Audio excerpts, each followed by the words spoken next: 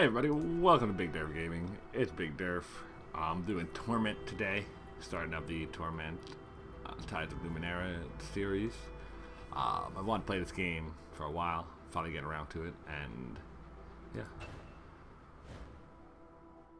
The original Torment Planescape, like the game, like this is like a spiritual successor to.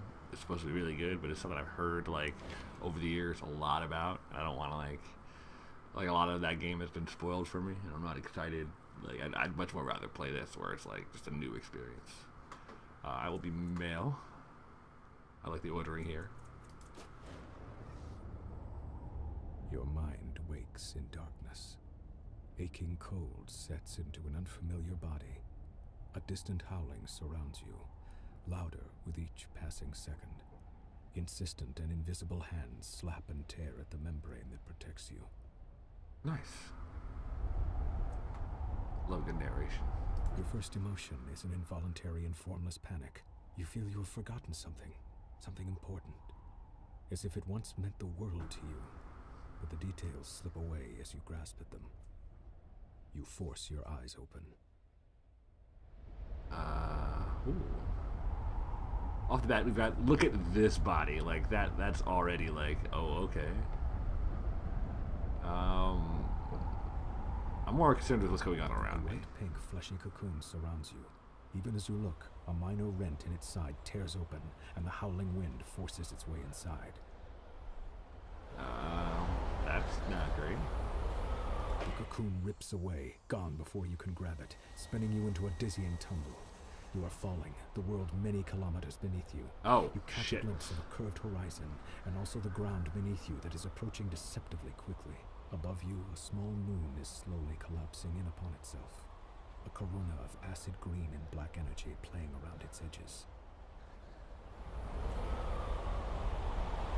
The wind buffets you and burns your eyes, but you don't need to see the details of the faraway ground to know you're in serious trouble.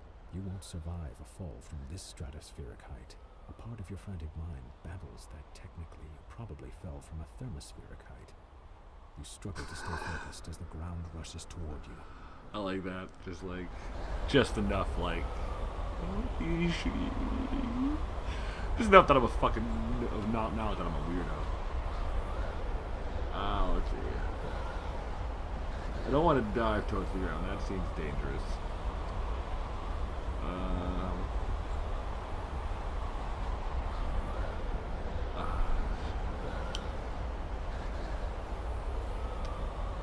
What do we do here? I don't have a good answer. I feel like flatten out to catch the wind is very much it's like a sucker's bet. Let's look at the horizon. You are spinning too rapidly to get a good look. You can see a large landmass, a vast body of water directly below you, and scattered archipelagos, but the detail eludes you. A deep black night is above you, its nocturnal clarity disappearing as the haze of atmosphere envelops you. Huh.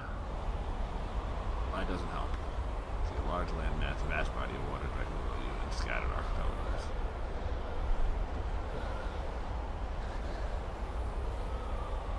I want to remember what happened. I don't know if that helps me at the moment. Would turning one way help? Maybe we can remember what's going on. It's hazy. You were in a tall passageway, its sides slicked with dew, the air warm and moist, as if you were caught in the breath of a giant organism. You remember fleeing in fear and exhilaration, laughing through the terror. What was it that pursued you? I don't know. Well, what? Tell me. Come on. Something ancient and cold, Oh, God. its coiling power the promise of oblivion. Its shadowed tendrils struck at you, and the walls where they landed were torn apart utterly, destroyed beyond any hope of repair. You leapt into a membranous cocoon and fell from the station, the moon, and then you were empty. But who were you? What was that creature? A word surfaces in your thoughts, and you seize it before it vanishes. Sorrow. The world fills your sight. You're about to hit. I haven't tried to stop the fall once.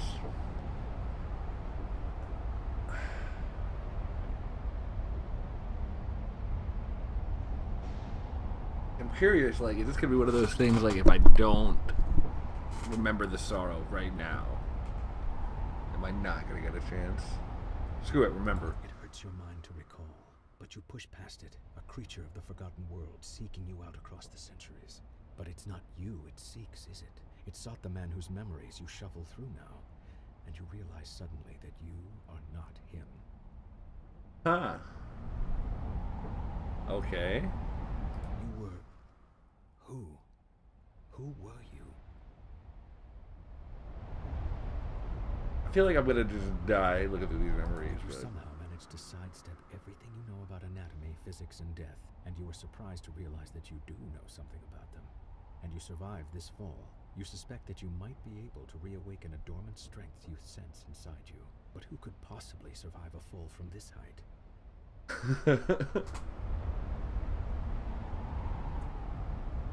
This is freaking sweet. You remember reaching an escape tube, and you remember being struck by a tendril of force, and then the fall. The fall. You open your eyes in time to see a riot of color around you, your descent barely slowed, and then agony flares throughout your body as a crunching impact destroys you. The last thing you hear is a rapidly cycling whine of energy, and then... darkness. Oh shit. Maybe I should have stopped falling from the sky before I started to remember. Oh, no, I'm alive.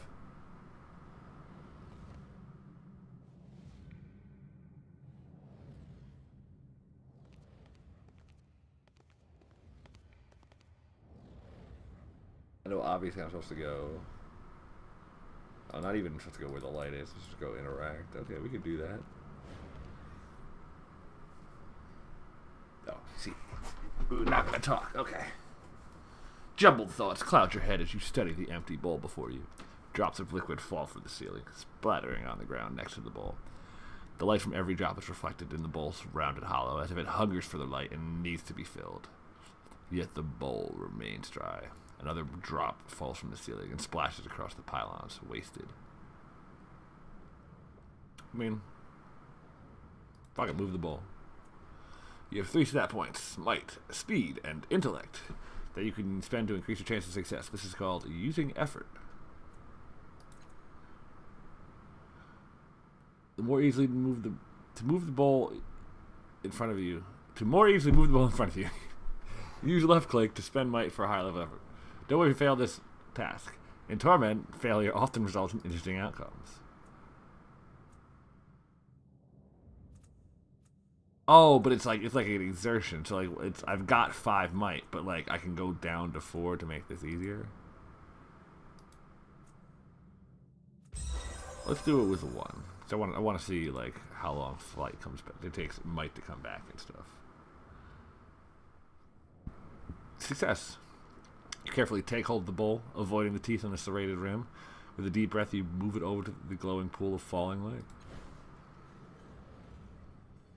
Gonna animate that, guys? Like, I get, like, this is an old school, like, type thing, but we still couldn't, you know, make the dude bend over and push. Drop by drop, the bowl fills, ripples spreading over the blurred outline of your reflection. A pale luminescence stretches into the corners of the room. What corners? This room is made of who knows what.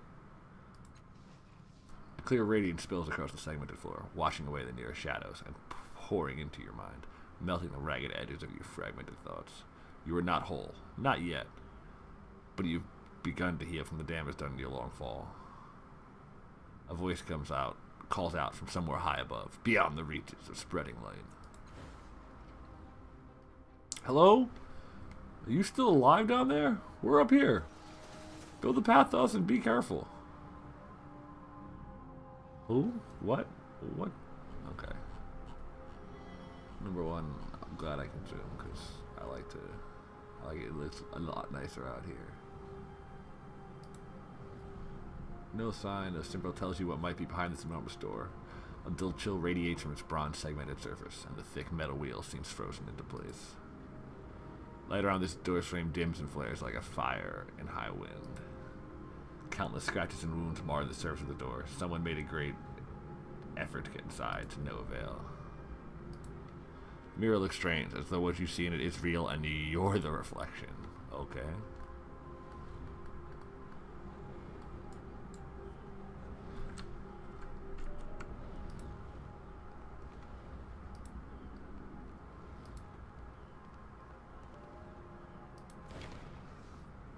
As soon as you touch the orb, a memory floods your mind. You stand in front of a rusted door. The air is humid and dank. You've had a moment's respite from this waterlogged hell. A bubble of stale air, your resting point.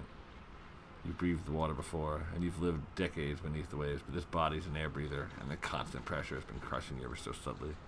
Worse, your companion's mind seems to be wandering from the task at hand. He's a genius with the machines, as you well know, but he seems distracted. The device in his hand is covered in knobs, wires, and antennas. He believes he can get two of you through the corridor door, but he's merely staring at it. Perhaps he's lost faith in his invention, but that's hardly your concern. The mission cannot be delayed, it must proceed. Deceive him into telling what you heard of sounds of pursuits. Threaten him till he returns to attack again.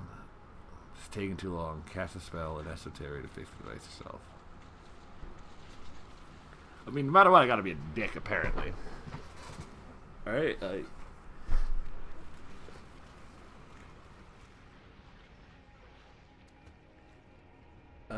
shit. This is the most like what I would do. Just here, give me that, let me fix it. You mumble a few words. Drawing power from the air around you, a solution appears in your mind. You snap the device from his hands, rewire it, and shove it back at him. Oh, he says, I'm examining your work. Sorry, I was trying to improve the thing. He waves the device at the door, and the stale air of your bubble freshens as the door swings open. A long, dark hallway lies beyond. A passage that links the water-bordered cells and the aquatic viewing areas. What you seek lies there. Moments later, you're underwater again, your hands closing around a strange and familiar artifact. You need it to complete something? It hovers above a pedestal, rotating in the dark water. An electric current runs through your fingers as your hand crosses the vertical plane of the pedestal, and an iridescent field coalesces so fast that the waves of pressure dazes you for a second. The rising pulse of a sonar alarm beeps through the water. Guards won't be far alive. Run, you can come back for it. They won't be able to protect it forever. 2, disable the sonar pulse. 3, use your device to stop them in one of the ciphers in your belt. Hell yeah, be Batman. If the option is presented to be Batman, I will always be Batman. Facts. You run urgent fingers over the device and fastened to your waist, a fog rising in your mind. A few can be used against the guards, but will also turn your skin to sin steel, or the surrounding water to boiling wax. Hardly ideal. Finally, you find a small silver spear. Setting the spear in place, you kick desperately for the safety of a nearby alcove. The sphere whirls and folds into a spiraling vortex. As the sphere at its center speaks a few polite words in ancient language, then begins draining the surrounding water into itself with alarming speed. The approaching guards shout, and then they scream as they too are sucked into the whirlpool and ripped to pieces. You allow yourself a fleeting smile, but are all too aware that more alarms are going off in the distance. Memory begins to fade as if you're being drawn backwards through a tunnel, and you hear the more pylons rising from the pit. Something is wrong. The events within the orb have settled into that gap in your mind, but the edge of it are up, as though the memory itself is not truly yours. There's something else, a gust of sour air pulling at you, like a predator inhaling the scent of its prey at the far end of a dark, whispering field. That's not good. That is not good. Oh, interesting. We can't go back now.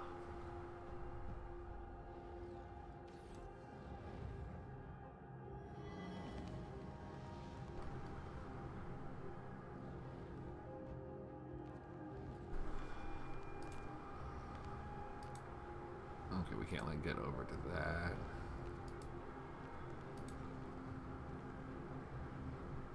We can examine. Is that all we can do, though? I can't, like, interact?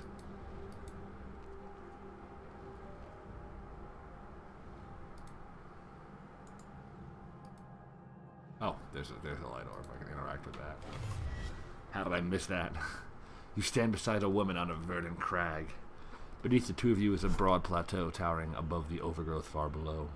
Strange machines have been built to the cliffside, presumably for reconnaissance or defense. A metallic disc gleams from the center of the plateau. Your self-aware humanoid machines drill into the base of the cliffs below.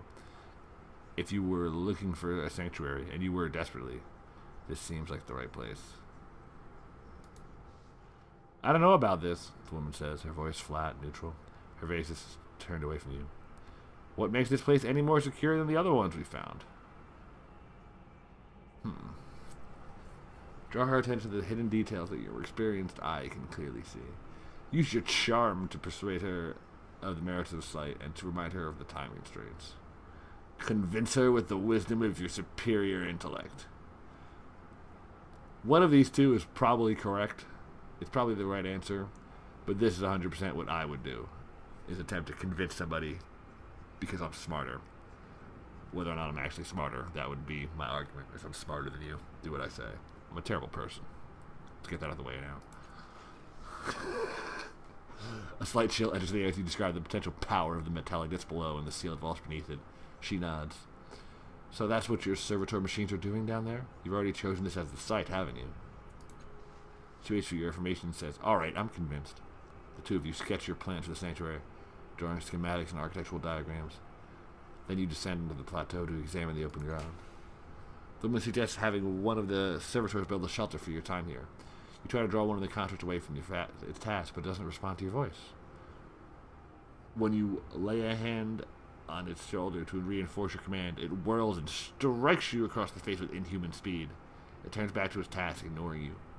Your companion helps you rise, laughter in her eyes. It seems your construct has other ideas. What's the matter with it?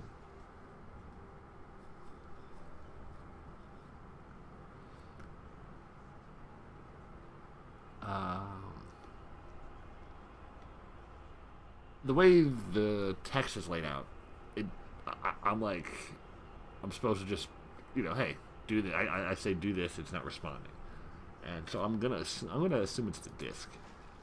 Like the text makes it sound like it'd be something else. A mist falls onto the plateau as you wrap a fiber shielding mesh around the construct's skull. The mesh powers up, taking the construct's mind from any trans-dimensional emissions that might be in the area. Taking a deep breath, you repeat your command. Acknowledged. It immediately trundles to the site of your new shelter. The image freezes, then fades. You feel the memory fill in the gap in your mind, blocked by a jagged block. You stagger, clutching your head. Reclaiming your memories hurts. And once more, there's something else. Hairs lift on the back, one by one, on the back of your neck. Something beyond this room can sense what you are doing and is haunting you.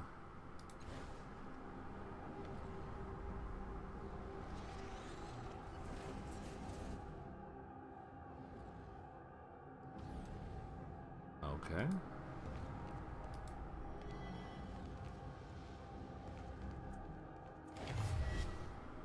A vision of a city springs up around you.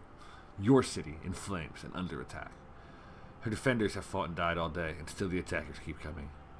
They fight as if your destruction were demanded of them. They care for nothing from mercy, surrender, or plunder.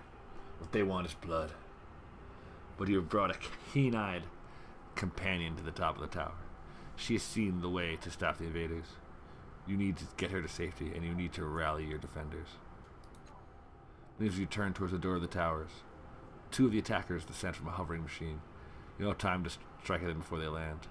One is brutishly large, his weapon a vibrating axe.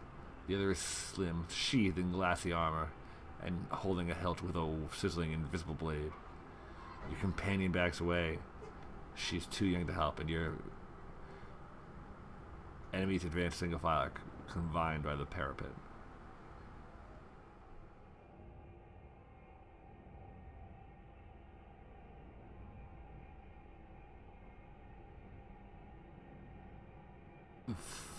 This feels like the correct answer. Fighting defensively and figuring out who presents a greater threat.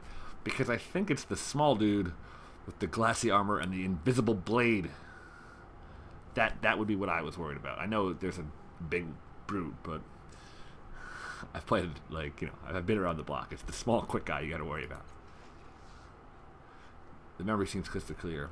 The giant is menacing, it's true, but the invisible blade of its companion is more worrisome still. Ha! Knew it. The energy field that flickers and waves around her suggests that she can carve metal at the molecular level. Jesus Christmas. tearing pieces of her target into nothingness. If you're to save yourself, your best bet is to tackle her first.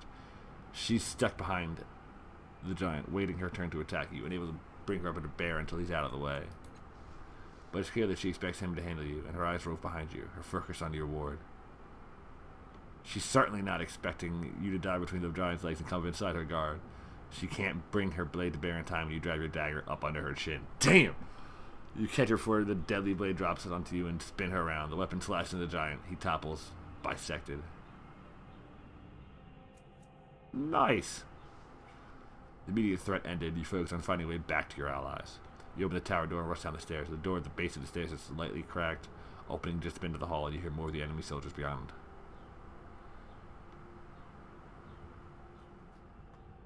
Hurl yourself against the door and knock them to the ground. Ooh.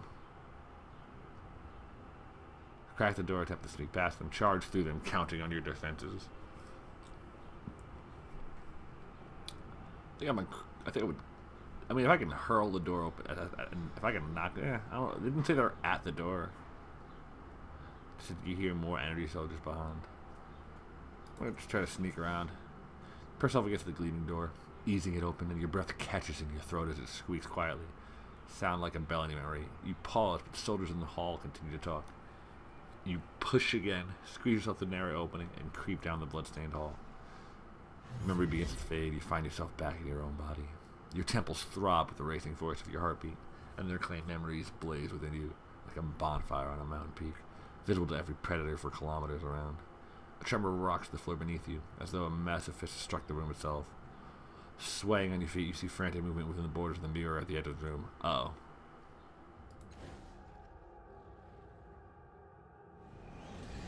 A frantic movement in what I thought to be reality.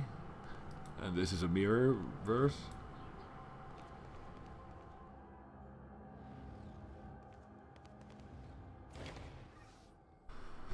The border of this mirror is lavishly decorated with a dizzying number of interlocked symbols. Daggers, masks, paintbrushes, amulets, and more. But that's nothing compared to what you see in the glass.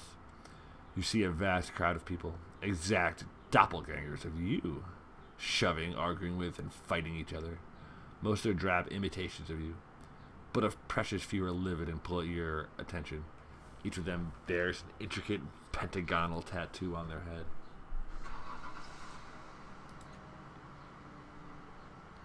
In their eyes, their actions, you see the memories you discovered within the orbs and the choices you made, shining like distant stars.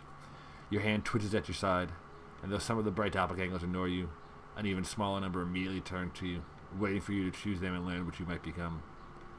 A rumble shakes the room, and a slow vibration spreads from the darkness below, rippling towards the ceiling. Point of the doppelganger with the clever eyes, point of the intelligent doppelganger with the furrowed brow, point of the doppelganger with the mystical symbol on its brow. A step away from the mirror.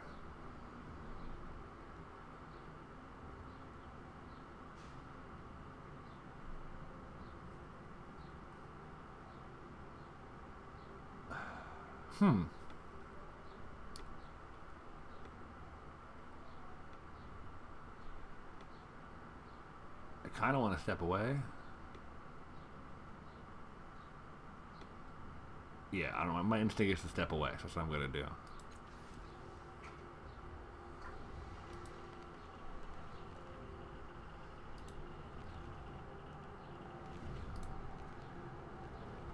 Though, is there anything else to interact with, or...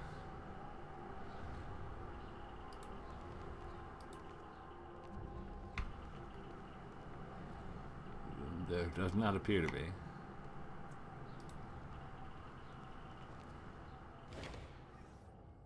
Okay. So, like, the intelligent doppelganger with the furrowed brow would be the closest to me. Smart, but confused? The doppelganger holds up erect among the pressing crowd and meets your eyes with a confident gaze, triggering familiar memories in the back of your mind. When you return from your contemplation, the doppelganger is waiting your decision with a knowing smile. I want to consider the other choices.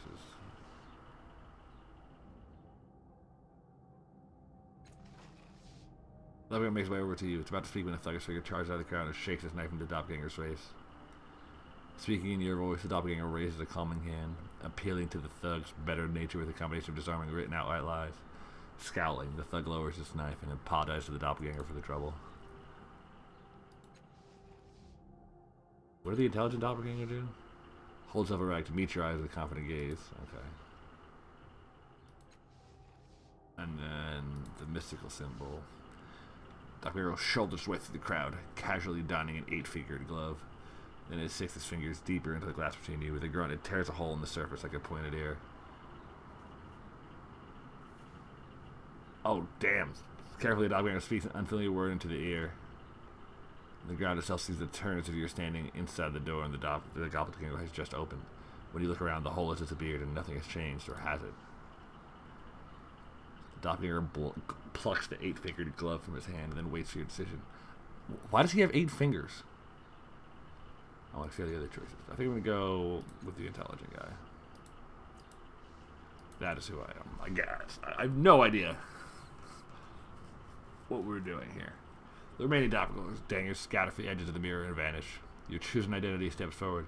Its appearance changes as it steps out of the ripping glass. Its face exudes intelligence and confidence. Shadows of several devices shimmer all around it. Technology of several kinds, from a myriad of past ages. You get the feeling you would be comfortable with all of it. The word nano sounds in your mind. Game descriptor, intelligent. The doppelganger continues walking, stepping into you, filling you, making you whole. The decision rings out into the cavernous room, awakening and unlocking vast mechanisms behind the walls. Suddenly a grotesque noise rings through your shared worlds. Like a bell if bells could rot. Something is coming. The mirror fades, leaving a dark open doorway. You take a deep breath and step through. Whew, I like that. I really like that. Like, it's just like, all right, here's what we're gonna do. We're gonna get you like all this. Like, I love this kind of character creation. Oh, it's so good, so good. Let me make my own choices. Oh yes. Okay, let's see. Choices and memories in the mirror have begun to build your character, but you now have the ability to decide a number of details. First, you decide to change your type. Type defines the abilities and skills you'll be able to acquire as you advance.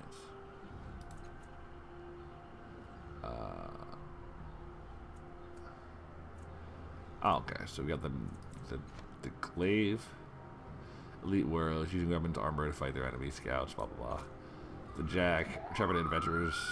Jack's of all trade tends to name, though the world harkens back to fables involving a wily, resourceful hero who always seems to be named Jack.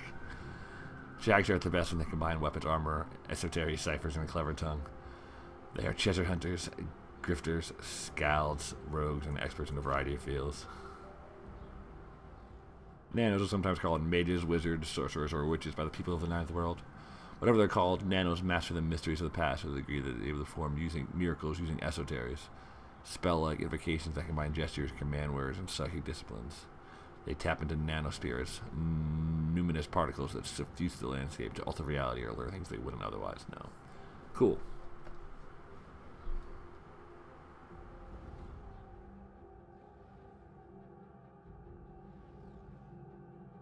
I can't use medium or heavy weapons because I'm a nano, okay. Plus 15% bonus per level on difficult tasks marked with the skill. Oh, okay, cool. Okay, what abilities? Plus what's training and concentration skill. Now it's going to a free level. Okay, wait, can I right click this too now? Okay. Plus 1 cipher.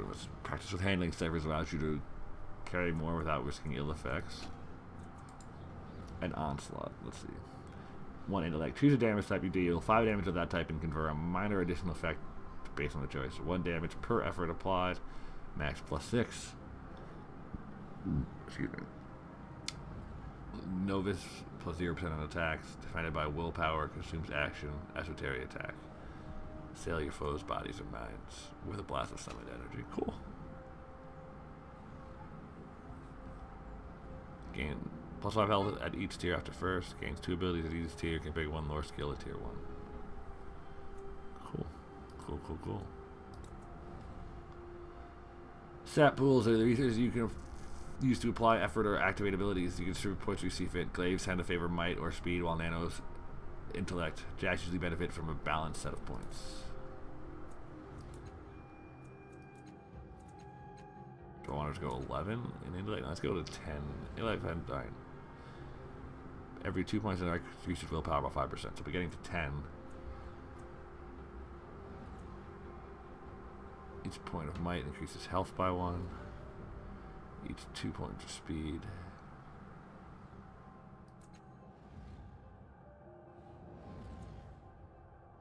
That sounds good.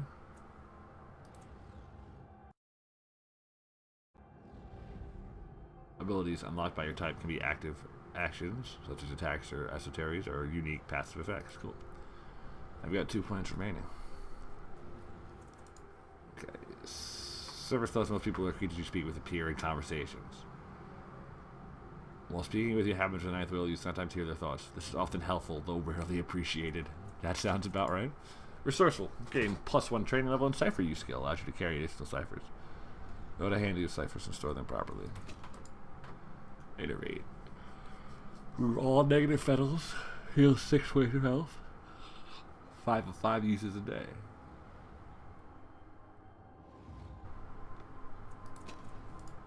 Adaptation. Gain protected. For 3 rounds. Surround my allies with a cloud of nanospirits. Teleport 1 ally to a movement within range. Distance is an illusion. You can manipulate space to create a shadow door and draw your ally through it to the other side. I want scan thoughts.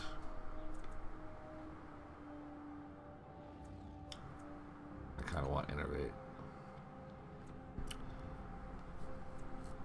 Because I've already got a an attacking ability.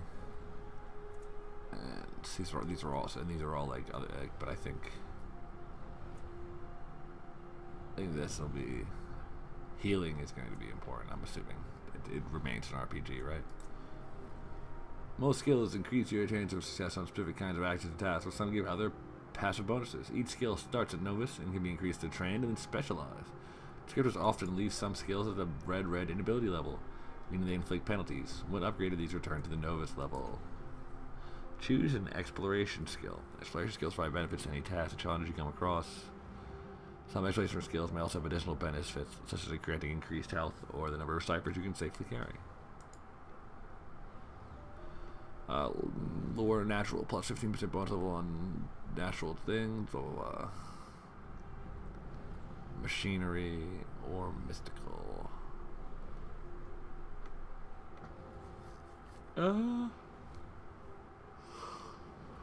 Let's go with mystical lore.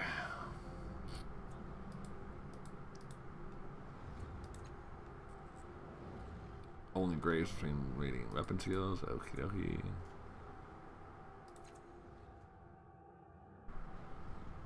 Character creation. Though you choose your script from many doppelgangers in the mirror, you now have the chance to view the specific bonuses and penalties and grids. You can also examine the effect of other scripters and choose a new one if you wish. +2 intellect pool. +1 training in anamnesis. -1 training level in concentration.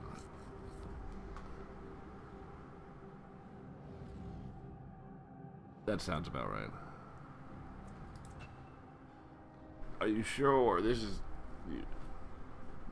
your last chance to change the last cast off character type or descriptor. No, I'm cool.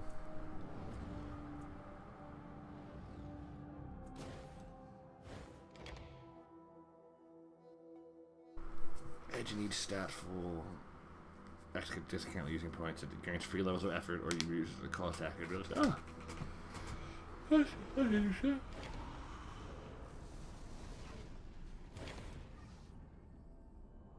A specter. Everything about this spectral figure seems dreamlike. He's a hazy silhouette who seems to be made of blue glass smoke. He wears stylish, well-cut clothes. His handsome, bearded face seems hauntingly familiar, though you've never seen him before. He breathes a sigh of relief when he sees you. We weren't sure that would work.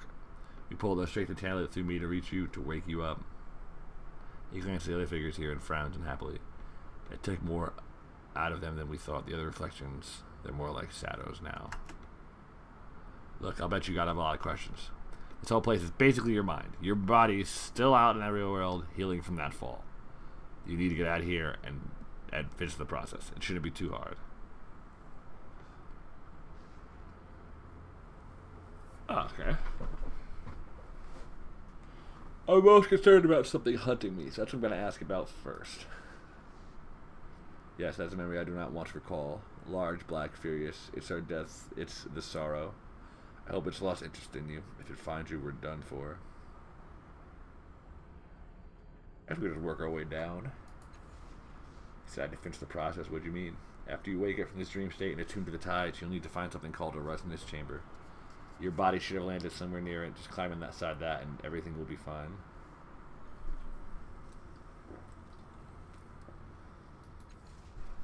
What do you mean attune? Tides are like a force, like gravity and magnetism or something, except they respond to people's actions and perceptions. Your body, that is, your body in the real world, needs a tide to survive. It's something you need to worry about. Your body will attune as it wakes up. It's a resonance chamber. I remember pieces about it, but not the whole. It's a crystal sarcophagus. I remember it having 5 mechanical arms around it and a metal ring set in the floor. I think we were aiming for it when we fell. When you open your eyes in the real world, it should be nearby. Who are these other people? You call them reflections? That's what they are. As I said, it's your mind. You'll find reflections of people you knew, people that you met in the real world, with whom you shared some kind of psychic connection. I don't know why, it just happens. This is my mind, I don't remember any of you. It is your mind, a constant book to, I don't know, share thoughts, store your true self. Well, you know, people say, in the first place, this is definitely the first place of your memory. Well, it's the first place for me anyway. You probably know better since it's yours. And if you don't remember now, maybe it'll come to you later. I guess tell me about it again. I just want to, as much as I know, it's your mind. That means you're in control. You need to figure out how to unlock your secrets. I don't know how, but I think the resonance chamber will do that for us. It'll unite us, make us whole again. Were you? I'm a part of you, a part of your mind, a splinter. I was waiting here for you. We called you with the memories of the others who are here. I don't know what happened next. How do you know all this, all that you're telling me? He throws his hands in frustration. I'm just a part of you. I look at you and I know. This place is made for you, for us. And I remember pieces of knowledge that came to me when you asked questions, but that's all. So how do I get back? There's a portal down there. It'll take you back to your body. Just step through it and the whole tide needs to take care of itself. When you wake up, find the resonance chamber and activate it. Then we can... What in the hell is that? Ew, shit. The sorrow.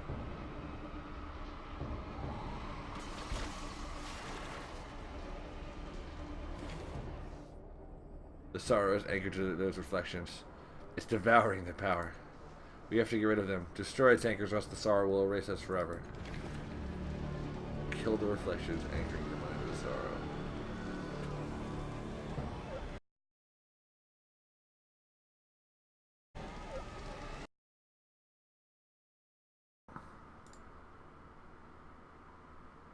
Sorry.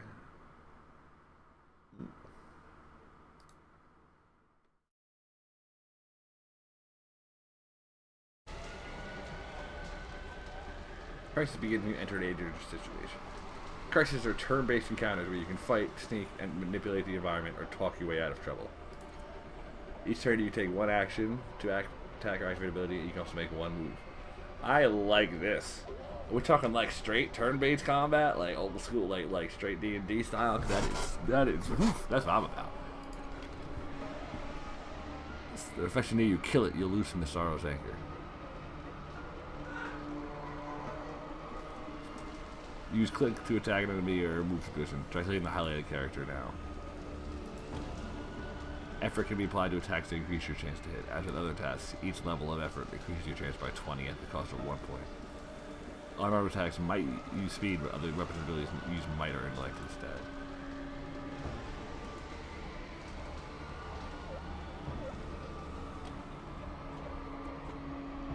When you apply over to an attack, it also increases the damage you deal. Different weapons with abilities gain different amounts of bonus damage from effort.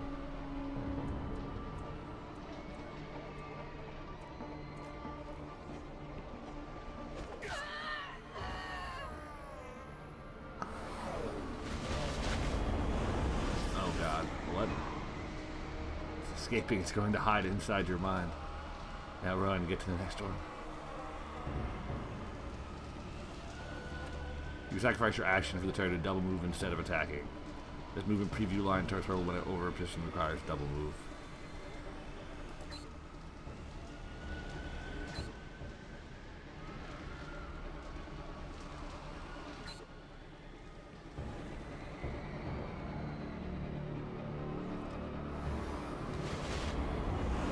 It's just releasing fragments into my mind. Fantastic.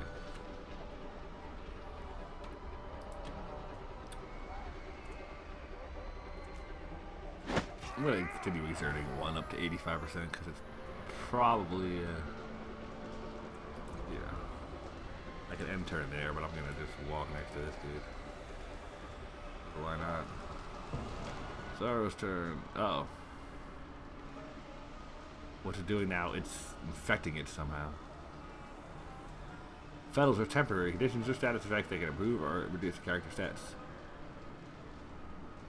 The Sorrow has placed a Fettle on the remaining reflection. You can't remove this Fettle, but you may find a way to overcome it.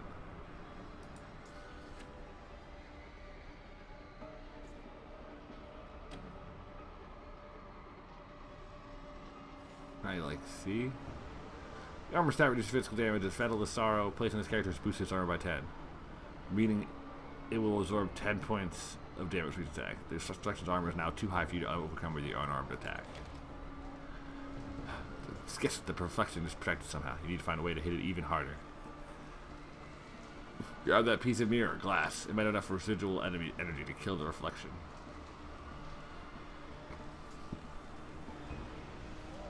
To pick up loot, click. Then click take all or double click the enemy you want. Take all. To activate item, left click on the item icon in the bar of your character portrait. And then click on the character you want to target.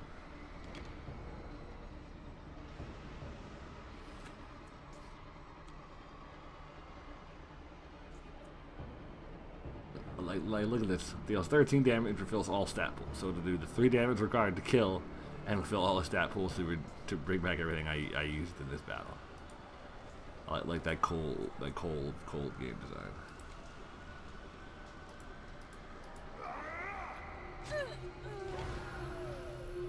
Gained 40, healed.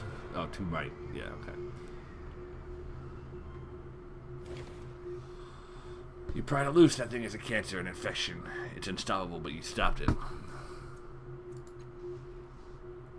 He holds his head. I can't believe it found us in here. He looks at you, terror in his eyes. That thing, the Sorrow, has been hunting you. It's what killed you in the first place. It'll keep hunting you until you activate the resonance chamber. I don't remember until I saw it, but that's why the chamber is so important. You have to get back and activate the chamber before it's too late. Portal you to your body that is the shimmering dome. Go now.